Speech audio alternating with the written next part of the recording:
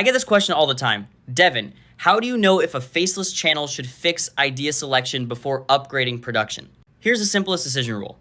If the market is not saying yes to the topic, better editing won't save it. So I check 3 things in order. First, are you getting impressions at all? If YouTube barely tests the video, or the impressions die fast across multiple uploads, that usually means the idea is too weak, too broad, or unclear for a specific audience. Second, when you do get impressions, are people clicking?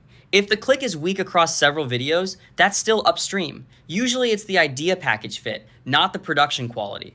Third, only look at production after the video is getting some clicks, but viewers leave early. That's when the hook, pacing, voiceover, visuals, and editing actually become the bottleneck. My beginner checklist is simple. 1 audience, 1 clear problem, 1 obvious promise. Then look at your last 5 uploads. If they're scattered topics with no repeat viewer logic, fix idea selection first. Production upgrades matter after you've found ideas people consistently choose. Until then, don't spend your way around a demand problem. If you want to systemize that decision, Satura is useful as the workflow layer to track topic testing, packaging, and production in one place.